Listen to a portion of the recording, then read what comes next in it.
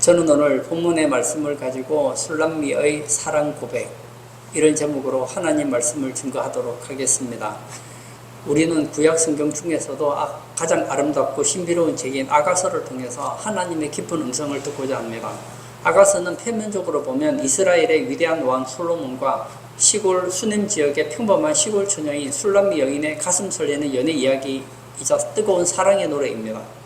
하지만 이 짧은 노래 안에는 단순히 남녀 간의 애틋한 감정을 넘어선 온 인류를 구원하시려는 하나님의 엄청난 구속사적 역사가 숨겨져 있습니다. 성경을 깊이 연구한 믿음의 선배들은 아가서에 등장한 신랑 솔로몬을 우리의 영원한 구세주이신 예수 그리스도로 보고 있습니다. 그리고 신부인 술람미 여인을 오늘날 주님의 보혈로 구원받은 귀한 성도이자 주님의 거룩한 교회로 해석해 왔습니다. 즉 아가서는 창조주께서 연약한 피조물인 우리 인간을 얼마나 뜨겁게 사랑하는지를 보여주는 영적인 연애 편지라고 할 수 있습니다. 오늘날 수많은 사람들이 세상의 거친 풍파 속에서 마음 둘 곳을 찾지 못해 방황하고 있습니다. 삶의 무게에 짓눌려 자신이 얼마나 소중한 존재인지 잊어버린 채 살아가는 분들이 얼마나 많은지 모릅니다. 그러나 오늘 본문 속 술람미 여인의 고백을 귀 기울여 들어보십시오. 그녀는 스스로를 자랑스럽게 여길 만한 배경이나 아름다운 외모를 가지지 못한 지극히 평범하고 초라한 여인이었습니다. 그럼에도 불구하고 이스라엘에서 가장 화려하고 높은 자리에 있는 솔로몬 왕의 넘치는 사랑을 받았습니다. 이것은 창조주이자 생명의 주관자이신 예수님께서 보잘것없는 우리 한 사람 한 사람을 지극히 사랑하셔서 십자가의 고통까지 감당하셨다는 놀라운 복음의 진리를 우리에게 상기시켜 줍니다. 주님은 우리를 단순한 피조물이나 종으로 대하지 않습니다. 우리를 가장 친밀한 대화의 파트너이자 영원한 동반자인 신부로 부르고 계십니다. 저는 오늘 본문을 통해서 우리 성도님들이 술람미의 사랑 고백이 여러분의 사랑 고백이 되기를 바랍니다.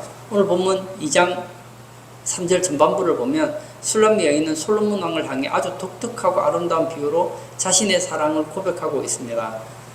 아가서 2장 3절을 제가 읽겠습니다. 남자들 중에 나의 사랑하는 자는 숲풀 가운데 사과나무 같구나.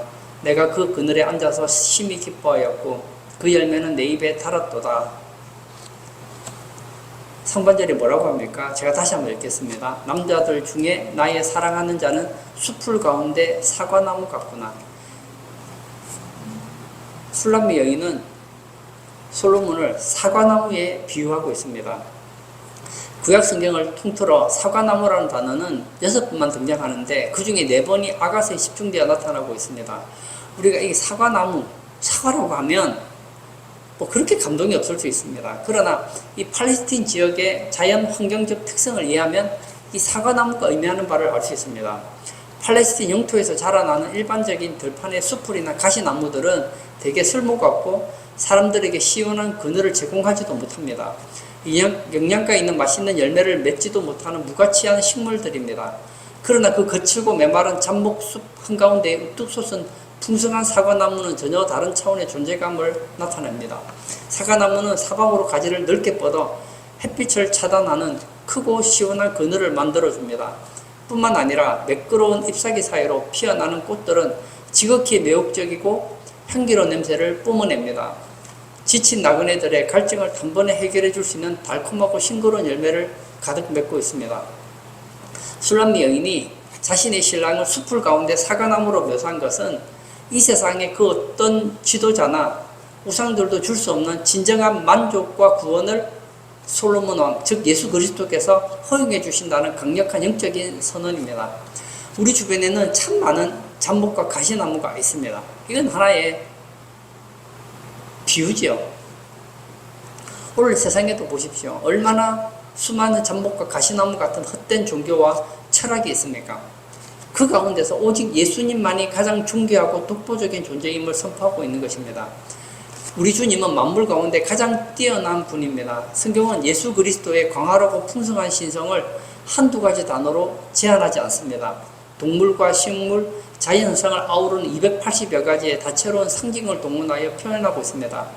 때로는 길을 인도하는 참된 빛으로, 목마름을 채워주는 생명수로, 영양을 공급하는 참 포도나무와 어린 양으로, 심지어 우리를 대적하는 마귀를 멸하는 강력한 사자로 비유하기도 합니다. 이 모든 다채로운 묘사들이 가리키는 종착역은 단 하나입니다. 오직 예수님만이 온 인류에게 유일한 생명과 소망을 주실 수 있는 구원자이시자 영원한 분이라는 것을 가르쳐주는 진리의 말씀이라는 것이죠. 사랑하는 성도 여러분, 구약시대 이스라엘 백성들의 중심은 어디였을까요? 이 지리적인 관점에서 보면 우주의 중심은 지구입니다. 그 지구의 핵심은 하나님이 선택하신 이스라엘 땅이었습니다. 그 이스라엘 땅 중에서도 약속의 땅 이스라엘의 정중앙에 있는 성스러운 도시 예루살렘이 자리 잡고 있었으며, 예루살렘 한복판에는 하나님의 임재가 머무르는 성전이 우뚝 솟아 있었습니다. 그러면 그 성전 안에는 핵심 요소가 무엇일까요? 바로 1년에 한 번 대제사장만이 두려움과 떨림으로 피를 들고 갈 수 있었던 지성소였습니다. 이 지성소는 하나님의 영광을 상징하는 거룩한 빛이 쉐키나가 가득한 장소로서 그 누구라도 준비 없이 함부로 발을 들여놓았다가는 그 자리에 즉사할 만큼 엄청난 위험과 무거운 거룩함이 감도는 장소였습니다. 이 지성소에 핵심이 있습니다. 이 지성소가 중요한 이유는 그곳에 법궤가 모셔져 있기 때문입니다. 나무로 조각되어 순금으로 덮인 이 작은 상자는 이스라엘 백성들에게 하나님의 구체적인 임재와 약속의 보증이었습니다. 구약 신약의 관점에서 볼 때 이 법궤는 장차 인류의 모든 죄를 짊어지고 영원한 대속을 단번에 성취하실 예수 그리스도를 정확하게 미리 보여주는 구체적인 예표라는 것이죠. 이 세상에서 가장 엄숙하고 거룩하고 소중한 장소는 인간이 만든 인위적인 곳이 아닙니다. 오직 예수 그리스도를 상징하는 법궤가 굳건히 자리 잡고 있는 신앙적 사실을 우리는 명확히 알아야 합니다. 이런 사실을 깨달은 사람은 우선순위가 뒤바뀌게 되어 있어요. 150년 전에 미국의 유능하고 명망 높은 학자이자 종교 지도자였던 조지 워싱턴 베둔이라는 목사님은 세상의 화려한 명성과 높은 지위의 러브콜을 한 몸에 받았던 촉망 있는 인물이었습니다. 근데 그가 예수 그리스도의 십자가의 대속의 위대함을 마음속 깊이 깨닫고 체험한 후에는 세상적인 모든 영광을 거절하고 예수 그리스도의 존귀한 이름만을 전하는 헌신적인 설교자로 평생을 살았습니다. 그리고 그가 그의 고백을 담은 찬송이 있습니다. 새 찬송가 80장입니다. 제가 한번 1절 읽어볼까요? 천지에 있는 이름 중 귀하고 높은 이름, 주 나시기 전에 지으신 주의 이름 예수, 주 앞에 내가 엎드려 그 이름 찬송함은 내 귀에 들린 말씀 중 귀하신 이름 예수. 아멘. 술람미 여인은 솔로몬을 가리켜 숲풀 가운데 사과나무 같다고 했습니다. 그 말은 솔로몬이 그만큼 귀하다는 것이죠. 소중하다는 것이죠. 우리도 마찬가지입니다.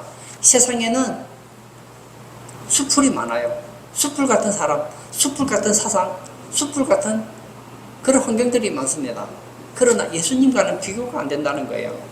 인류 역사상 가장 위대한 천재 과학자이자 근대 과학의 아버지로 손꼽히는 아이작 뉴턴은 우주의 모든 행성들이 일정한 질서 속에서 움직이는 만유 인력의 법칙을 발견하여 전 세계 지성계를 완전히 뒤흔든 인물입니다. 그는 물리학과 천문학뿐만 아니라 미적분학이라는 완전히 새로운 수학의 지평을 열었고 빛의 스펙트럼을 분석해 현대과학의 기초를 확립했으며 최초로 반사만원경을 제작하기도 했습니다. 이런 경이로운 학문적 업적 덕분에 그는 학자로서 누릴 수 있는 최고의 명예와 부, 그리고 영국 왕실의 전폭적인 지지를 받으며 왕립학회 회장으로의 자리와 국회의원직까지 두루 거쳤습니다. 당시 지성인들은 뉴턴을 향해서 인류의 지성을 신의 영역에 근접하게 끌어올린 인물이라고 극찬하면서 그를 거의 신화적인 존재로 떠받들었습니다. 그러나 전 세계의 칭송과 부름 속에서 일생을 보낸 뉴턴은 노전에 접어들어 자신의 찬란한 평생 연구 업적을 돌이켜보며 지인들에게 다음과 같이 고백을 남겼습니다. 나는 세상 사람들에게 어떻게 비춰졌을지 모른다. 하지만 내 자신에게는 오직 내 앞에 펼쳐져 있는 거대하고 깊은 진리의 바다에는 전혀 손도대지 못한 채 그저 광활하고 신비로운 진리의 바닷가를 거닐며 우연히 남들보다 조금 더 매끄러운 조약돌이나 조금 더 알록달록하고 예쁜 조개 껍데기 몇 개를 발견하고 즐거워했던 한 어린아이와 같았을 뿐이다. 여기서 그가 고백했던 진리의 바다란 바로 하나님이 창조하신 창조 세계를 말하는 거예요. 그리고 구원의 경륜을 말하는 거예요. 뉴턴은 우주 물리학의 지성의 거인이었음에도 불구하고 영적인 눈이 밝아지자 하나님이 창조하신 것을 자기가 아는 것이 정말 적다는 것을 고백하게 됩니다. 저는 이것을 진짜 인정하거든요. 여러분, 우리가 알고 있는 지식이라는 거 진짜 보잘것 없습니다. 저는 예전에 공부를 하지 않았을 때 박사하면, 우리 만물 박사 알잖아요. 만물 박사. 박사하면 모든 것에 도통하고 잘 아는 사람으로 우리는 알고 있습니다. 그런데 제가 공부를 해보니까요, 박사가 뭐냐? 한 분야의 전문가가 박사예요. 정확하게 말하면 박사는 한 분야의 전문가가 아니에요. 이제 그 분야에 대해서 학문의 기초를 닦을 수 있는 발판을 쌓은 사람이에요. 그러니까 그 분야의 전문가가 아니라 이제 학문을 스스로의 힘으로 할 수 있을 초보자의 단계를 거쳤다는 거예요. 그 정도예요. 그래서 박사 보면 참 재미있습니다. 우리는 저분은 과학계에 유명한 박사다. 그러면 대단한 줄 알잖아요. 근데 보면 별거 아니에요. 메뚜기 발가락 연구하고, 새 눈알 연구하고, 머리카락 연구하고, 이런 식으로 해서 박사를 많이 받거든요. 우리가 이 박사라는 것이 대단한 것 같아도 하나님께서 창조하신 그 분야에 비하면 정말 세 발의 피해예요. 피해도 못 미칩니다. 그런데 그 조그마한 지식을 가지고 마치 자기가 무엇이라도 되는 것처럼 떠드는 사람들을 보면 저 사람 아직 모른다. 세상에서 제일 똑똑한 사람이 책을 한 권 읽은 사람이라고 하잖아요. 세상을 알면 알수록, 공부를 하면 알수록 우리는 한 가지를 배우게 됩니다. 나는 정말 아무것도 아니구나. 내가 아는 지식은 별 볼 일 없구나. 저도요, 생각해보니까 제가 20대 때 제일 많이 알았던 것 같아요. 그때는 제가 책을 좀 많이 읽었거든요. 저는 정말 내가 뭔가를 아는 줄 알았어요. 그때에 비하면 제가 지금 책을 읽어도 한 권이라도 더 읽었을 거 아닙니까? 그렇게 제가 책을 읽고 공부를 하면서 느낀 것이 신기해요. 이 학문의 세계는 공부하면 공부할수록 한 가지를 발견하는데 내가 똑똑하다는 것이 아니라 내가 모르는 세계가 너무나 많다는 것을 발견하게 됩니다. 뉴턴은 마지막에 임종의 침상에서 이런 고백을 덧붙였습니다. 내 평생 수많은 우주의 신비를 탐구해 왔으나 내 평생의 발견 중에 가장 위대하고 가치 있는 단 하나의 발견은 바로 내가 구원받을 수 없는 참혹한 죄인이라는 사실과 오직 예수 그리스도만이 나의 유일하고 위대한 구세주라는 엄연한 사실이다. 뉴턴은 물리학의 대가 아닙니까? 거인입니다. 지적 거인입니다. 그가 인생을 살면서 정말 위대한 발견을 했대요. 여러분, 저는 여러분들도 이런 위대하고 가치 있는 발견을 하시기를 바랍니다. 그 위대한 발견이 무엇이냐면 내가 구원받을 수 없는 참혹한 죄인이라는 사실, 또 한 가지는 예수 그리스도만이 나의 유일하고 위대한 구세주라는 엄연한 사실, 이 두 가지를 발견했다는 거예요. 최고의 발견입니다. 우리 주변에 보면 똑똑한 사람들이 많아요. 근데 나는 구원받을 수 없는 참혹한 죄인이라는 걸 발견 못한 사람들이 얼마나 많은지 모릅니다. 이 땅에서 학문 세계는 좀 남들보다 똑똑한 것처럼 보이지만 오직 예수 그리스도만이 나의 유일하고 위대한 구세주라는 엄연한 사실을 발견하지 못한 사람들이 얼마나 많으냐 말입니다. 만유인력의 법칙보다 더 강력하게 우리를 하나님 보좌로 끌어당기는 예수 그리스도의 구속의 사랑이야말로 그가 발견한 참된 지성소의 법궤였다는 거예요. 오늘 3절 후반부에서 술람미 여인은 사과나무 열매에 대해서 다음과 같이 감미로운 평가를 내리고 있습니다. 하반절을 제가 한번 읽어볼까요? 그 열매는 내 입에 달았도다. 성경에서 사과 열매는 달콤하다고 가르쳐주고 있어요. 이것은 일차적으로는 주님의 보배롭고 신선한 말씀이자 우리를 영원한 죽음에서 건져내는 영광스러운 복음을 상징합니다. 요한계시록 10장 10절을 제가 읽겠습니다. 내가 천사의 손에서 작은 두루마리를 갖다 먹어버리니 내 입에는 꿀같이 다나 라고 얘기하고 있어요. 하나님의 말씀은 꿀처럼 달대요. 사도 요한이 발견한 말씀입니다. 세상에 수많은 종교인들이 전하고 수많은 도덕가들이 전하는 사상들을 보면 좋아요. 그러나 거기에는 뭐가 없느냐? 생명력이 없다는 거예요. 그러나 하나님의 약속의 말씀은 우리 영혼을 살리는 생명력이 있는 말씀이라는 거예요. 아가서 2장 5절도 제가 읽어볼까요? 너희는 금포도로 내 힘을 돋고 사과로 나를 시원하게 하라. 내가 사랑함으로 병이 생겼음이라.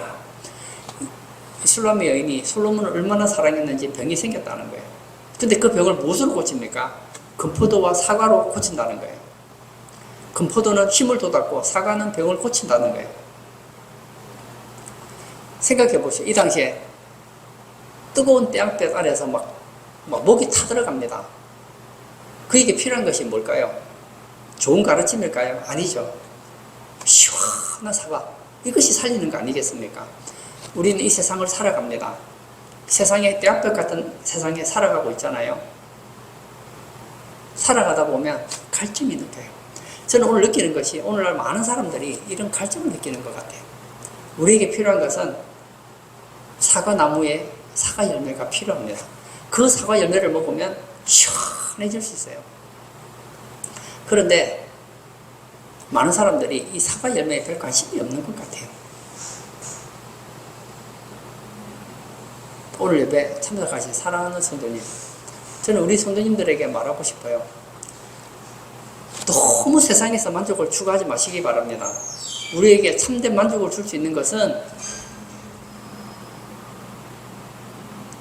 예수 그리스도라는 사과 열매밖에 없다는 거예요.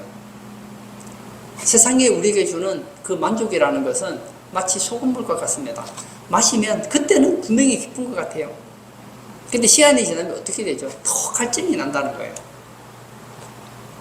돈을 사랑하는 자는 돈으로 만족하지 못하고 명예를 추구하는 자도 명예로 만족하지 못합니다. 그러나 예수를 만나면 우리 영혼의 갈증이 해결된다는 거예요.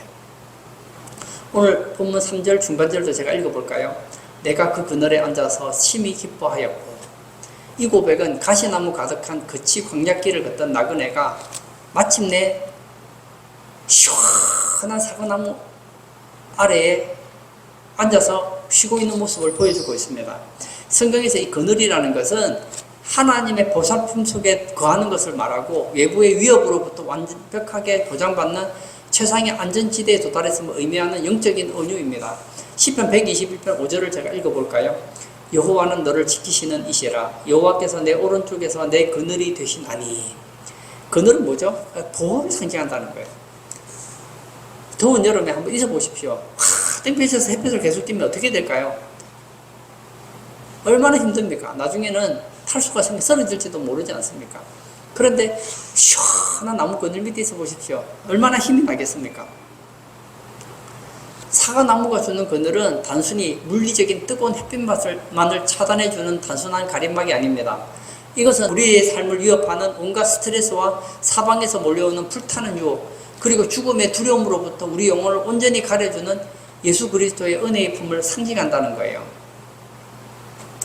사도 바울 역시 예수님의 이 사과나무 밑에서 쉬고 나서 무엇을 발견했느냐면 기쁨을 발견했어요. 빌립보서 4장 4절을 볼까요? 주 안에서 항상 기뻐하라. 내가 다시 말하노니 기뻐하라. 바울은 감옥 안에서 밖에 있는 자유인들을 향해서 당당하게 외쳤습니다. 주 안에서 항상 기뻐하십시오. 내가 다시 말하는데 기뻐하십시오. 왜죠? 자기는 기쁘다는 거예요.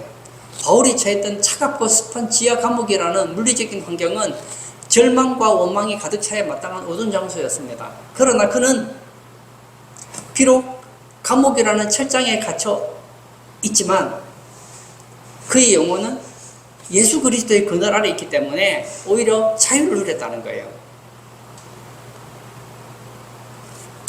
사랑하는 성도 여러분, 술람미 여인의 고백을 다시 한번 묵상해 보시기 바랍니다. 이 술람미 여인은 사과나무 그늘 아래 머물며 평범하고 소소한 만족을 얻었다고 말하지 않고 심히 기뻐하였다고 얘기하고 있습니다. 이 단어 속에 숨겨진 원어적인 뉘앙스는 간신히 미소 짓는 그런 소극적인 태도가 아닙니다. 가슴 깊은 곳으로부터 주체할 수 없이 밀려나오는 벅찬 가슴과 터져나오는 희열, 온몸으로 춤을 추며 소리 높여 찬양하고 싶은 압도적인 영적 흥분을 의미합니다. 여러분에게 이런 기쁨이 있으십니까? 우리가 추구하는 것들을 잘 생각해 보세요. 청춘을 다 얻으려고 했던 세상의 물질, 사회적 평판, 육체의 건강, 그리고 미래를 보장해 줄 것 같았던 직장은 시간이 지나면 모래성처럼 허무하게 무너져 내리는 일시적인 것들입니다. 제가 한번 자료를 찾아봤는데요. 1960년대 한국의 경제성장을 주도하며 위세를 떨쳤던 우리나라의 100대 기업 중에 그 명맥을 유지한 기업은 16개밖에 안 된다는 것이죠. 84개는 세월 속에 다 사라졌다는 거예요. 술람미 여인은 자신의 한계를 알아요. 자기는 평범한 시골 처녀 아닙니까? 그런 자기가 일국의 절대 권력자인 왕과 사랑을 나눈다는 것은 있을 수 없다는 걸 누구보다 잘 알아요. 그런 그가 솔로몬에게 사랑을 받습니다. 솔로몬의 신부로 선택이 됩니다. 얼마나 기쁘고 행복하겠습니까? 이것을 뭐로 표현합니까? 그늘에 앉아서 기뻐하는 것으로 표현하고 있다는 거예요. 2008년 세계적인 금융위기가 지구촌을 강타했을 때 미국의 월스트리트에서 거대한 자산 운용사들을 이끌며 수천억 원의 자산을 굴리며 어마어마한 자산이 있었던 마크 드라이어라는 분의 법정 실화가 언론에 보도되었습니다. 그는 얼마나 부자였는지 몰라요. 뉴욕 맨하탄의 최고급 아파트에 거주하며 세계 단 몇 대밖에 없는 초호화 요트와 명차들을 수집하며 세상적인 부와 쾌락을 마음껏 과시했습니다. 그런 그가 나중에 이런 고백을 한 적이 있습니다. 내가 수천억 원의 돈을 손에 쥐고 화려한 파티를 열며 대단한 승리감에 도취해 있을 때 내 마음 한구석에는 늘 언제 이 모든 신기루가 사라질지 모른다는 극심한 불안감과 영혼에 타들어가는 갈증이 가득했습니다. 단 한순간도 내 마음 깊은 곳에 참된 평안과 기쁨이 머문 적이 없었습니다. 여러분, 제가 여러분들에게 제가 돈을 지어봤는데요. 제가 파티를 해봤는데요. 그리고 대단한 성공을 이루어봤는데요. 이건 신기루 같았습니다. 이런 곳에는 참된 평안과 기쁨이 없었습니다. 그러면 아유 목사님 돈이 없잖아요. 뭐 세상에서 성공해 보셨나요? 그렇게 생각할지 모르겠어요. 제가 한 게 아닙니다. 그 당시에 세계에서 몇 손가락 안에 들어갈 만한 그런 부자가 그의 삶을 고백한 거예요. 그의 뼈아픈 고백은 세상의 물질과 조건이 우리 인간에게 진정한 내면의 기쁨을 보장해주지 못한다는 명백한 증거입니다. 오늘 성경에 보십시오. 이 술람미 여인 얼마나 가난한 시골 처녀입니까? 그러나 그는 기뻐합니다. 이것이 우리의 모습이죠.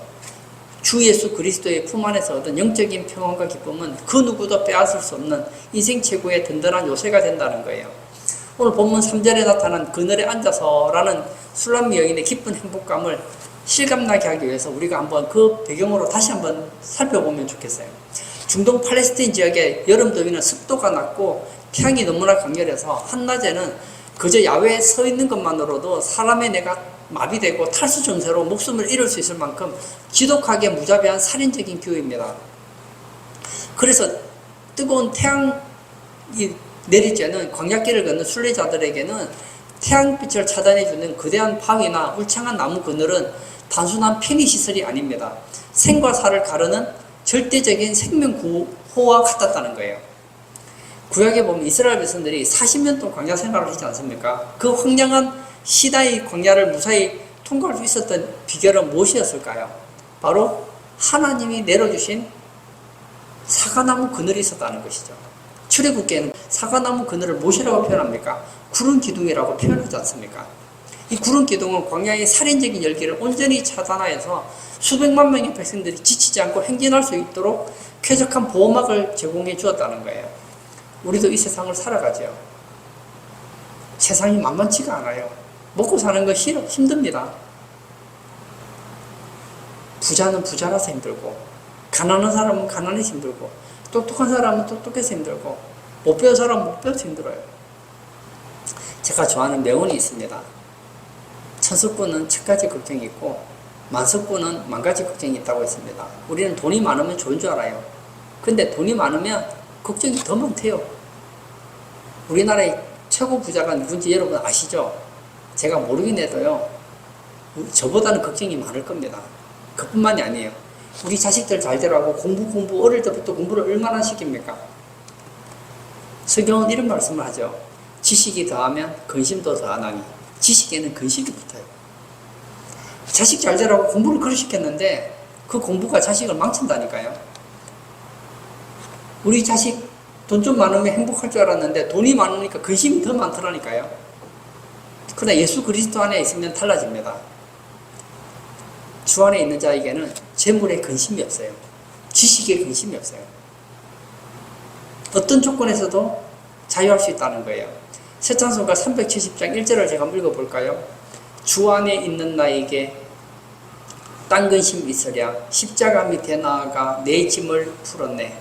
주 안에 있는 나에게는 딴 근심이 없다는 거예요. 왜냐하면 십자가 밑에 나의 모든 짐을 풀었기 때문입니다. 오늘 예배 참석하신 사랑하는 성도님, 저는 우리 성도님들에게 말하고 싶어요. 혹시 여러분은 예수 그리스도의 그늘 아래에서 기쁨을 누리려고 하지 않고 다른 곳에서 기쁨을 누리려고 하지 않습니까? 그럼 여러분은 실패할 거예요. 뭐니 해도 머니지. 그 머니가 여러분을 기쁨을 빼앗아갈 것입니다. 뭐니 해도 지식이지. 그 지식이 여러분의 기쁨을 빼앗아갈 것입니다. 뭐니 해도 건강이지. 그 건강이 여러분의 기쁨을 빼앗아갈 것입니다. 물론 순간순간 기쁨이 없다는 것이 아닙니다. 기쁨이 있죠. 먹는 기쁨이 있고 마시는 기쁨이 있고 돈 버는 기쁨이 있고 운동하는 기쁨이 있고 그리고 성공하는 기쁨이 있죠. 그러나 이것은 찰나적인 기쁨이라는 거예요. 우리에게 참된 기쁨은 오직 예수 그리스도의 그늘 아래에서 누리는 그 기쁨만이 참된 기쁨이라는 거예요. 주 안에 있는 나에게 딴 것이 있으랴.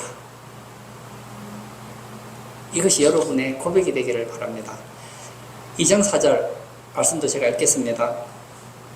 그가 나를 인도하여 잔치집에 들어갔으니 그 사랑은 내 위에 깃발이로구나.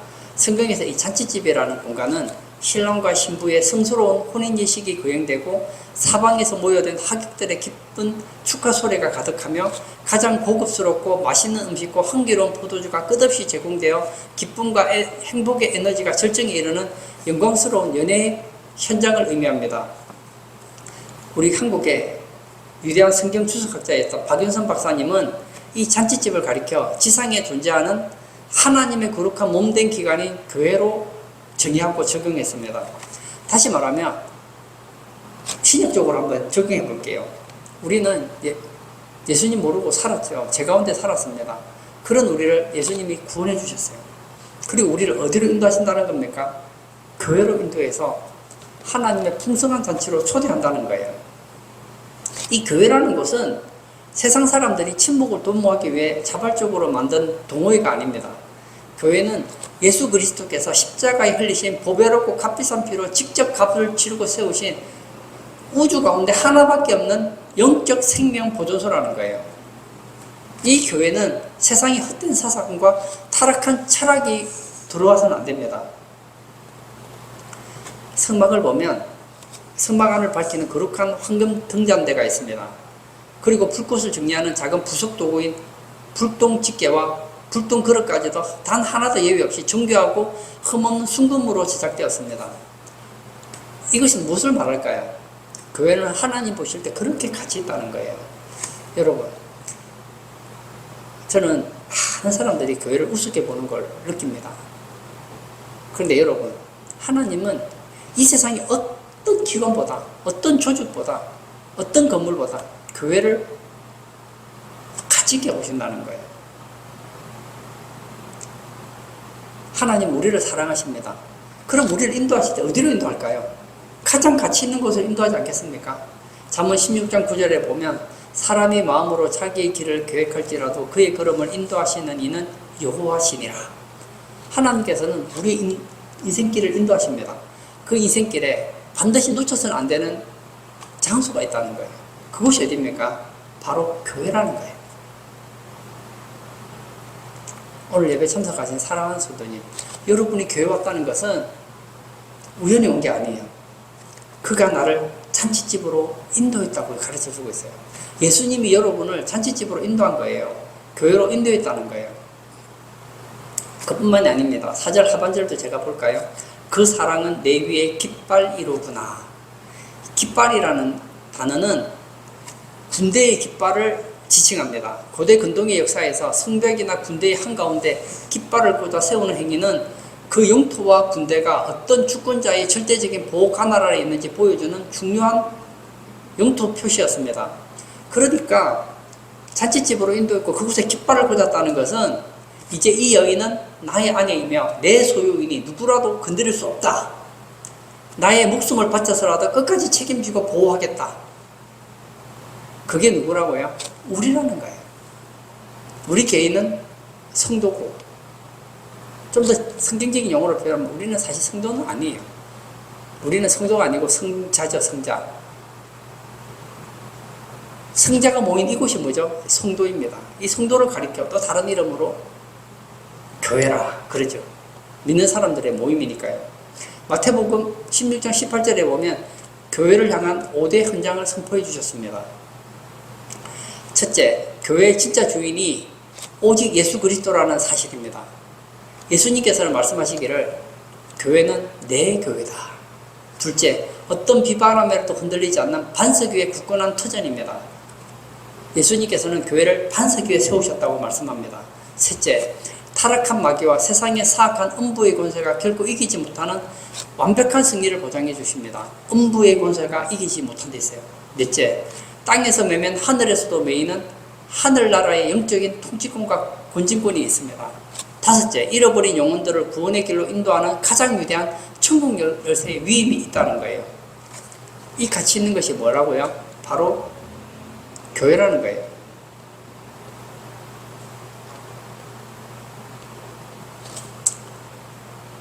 사랑하는 성도 여러분, 저는 오늘 본문을 통해서 이 술람미 여인의 사랑 고백을 나누었습니다. 세상에 가치 있는 게 얼마나 많겠어요. 근데 솔로몬을 생각하는 거예요. 나의 남편, 나의 사랑. 내가 그렇게 마음을 두고 있는 그 솔로몬을 표현하는데 뭐를 표현하고 있습니까? 솔로몬은 숲을 가운데 사과나무 같구나. 세상에 모든 존재하는 것, 솔로몬을 제한 모든 것은 숲과 같고 솔로몬은 사과나무 같다는 거예요. 이 사과나무는 바로 예수님을 예표합니다. 그 사과나무에는 사과가 있는데 그 사과를 먹으면 시원해지고, 그리고 사과나무의 그 그늘은 너무나 시원해서 안식을 얻을 수 있습니다. 예수 안에 있을 때 참된 만족과 참된 안식을 누릴 수 있다는 거예요. 그리고 솔로몬은 그녀를 데리고 잔치집으로 인도합니다. 그리고 그곳에 깃발을 꽂았어요. 예수님은 우리를 교회로 인도하십니다. 그리고 깃발을 꽂으세요. 내 교회다. 내가 사랑하는 자녀다. 내가 그들을 지키리라. 예수님의 웅장한 음성을 들으시기 바랍니다. 이 험한 세상을 살아갈 때에 숲을 보지 마십시오. 숲을 보면 낙심해요. 숲을 가운데 있는 사과나무 대신 예수님을 보시고, 세상에서 만족 얻으려고 하지 마시고 사과나무의 열매와 사과나무의 그늘에서 만족 얻으시는 우리 성도님 되시기를 바랍니다. 그리고 세상이 힘들 때 나를 인도하시는 그 하나님을 기억하시고 나를 위해 깃발을 꽂으신 예수님 생각하면서 이 험한 세상 이겨나가시는 복된 성도님 다 되시기를 축복합니다. 이 시간 한번 같이 기도하기를 원합니다. 여러분에게 가장 가치 있는 것은 대체 무엇입니까? 술람미 여인에게는 돈보다, 명예보다, 세상의 그 무엇보다 그의 신랑 솔로몬이 소중했습니다. 그래서 뭐라고 고백합니까? 숲을 가운데 사과나무 같구나. 저는 여러분들이 술람미 여인의 사랑 고백을 예수님께 하기를 바랍니다.